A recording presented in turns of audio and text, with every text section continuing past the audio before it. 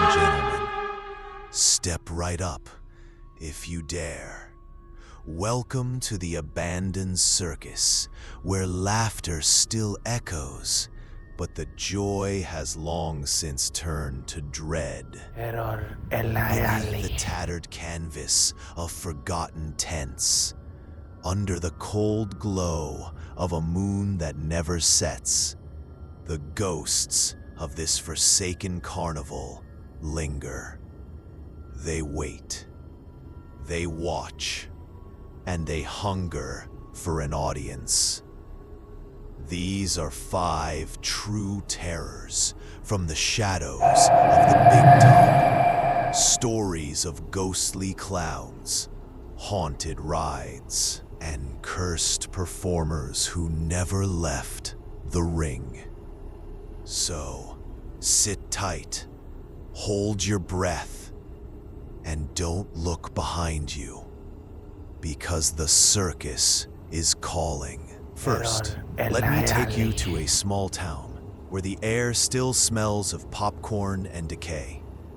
Decades ago, the circus came to Willow Creek, promising spectacle and wonder. But one clown, known only as Smiles, never left.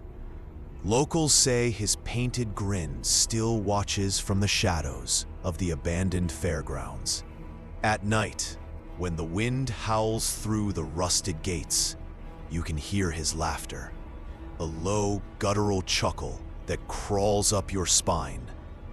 One brave soul, a teenager named Ethan, ventured into the ruins on a dare. He found a cracked mirror in the clown's old dressing tent, its surface smeared with grease paint. As he stared, the reflection wasn't his own. Smiles stared back, his blue eyes glowing like twin moons, unblinking, inescapable. Ethan ran, but the laughter followed, echoing in his dreams every night since. Some say Smiles is still there, waiting for someone new to join his eternal performance. But the clown is not the only ghost in this cursed carnival. The Big Top itself breathes with a life of its own. In the 1950s, a fire tore through the grand tent of the Starlight Circus, trapping performers and spectators alike. The screams faded, but the tent never forgot. Urban explorers who've dared to step inside speak of whispers in the dark, the faint jingle of bells, and the scent of ash that lingers in the air. One woman, Clara, recorded her visit on her phone, capturing rows of empty seats under flickering lights that shouldn't work. As she panned across the ring, her camera caught something, a figure, tall and impossibly thin, moving in a jerky, unnatural dance.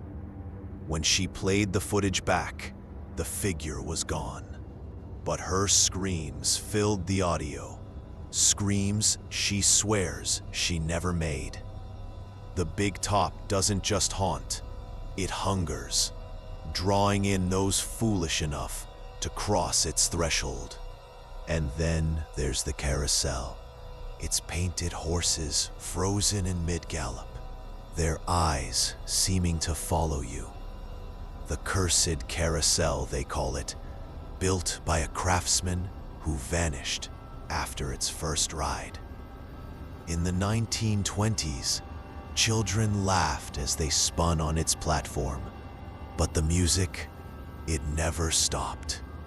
Even now, with the gears rusted and the lights long dead, locals swear they hear its eerie melody on moonless nights.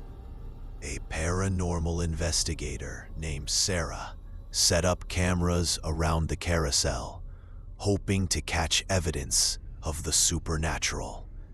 At 3 a.m., her equipment glitched, but one frame showed a horse moving, its wooden head turned toward her, its painted eyes glowing blue. The next morning, Sarah found hoofprints in the dirt around her camp. Hoofprints that led nowhere. The carousel doesn't just spin, it watches, and it waits for its next rider. The fourth tale is one of a final performance that never ended. The ringmaster of the Midnight Carnival, a man named Victor, was a master of spectacle, but his ambition was his doom. In 1937, he made a deal, no one knows with what, to ensure his show would never fade. The circus thrived, but Victor began to change. His voice grew hollow, his eyes too bright, and his performers whispered of a shadow that followed him. On the night of his greatest show, the tent filled with an audience that never left. Witnesses outside saw the tent glow an unnatural blue, heard applause that turned to screams.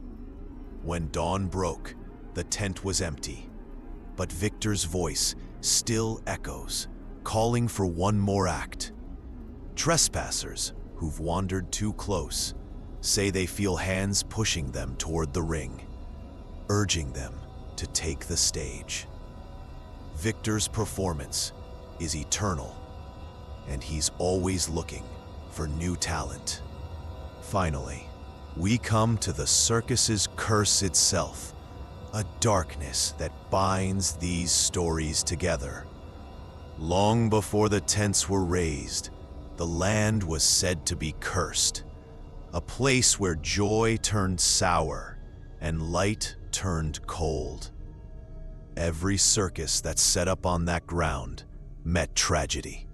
Fires, disappearances, madness. The performers, the animals, even the audience, they all became part of the curse.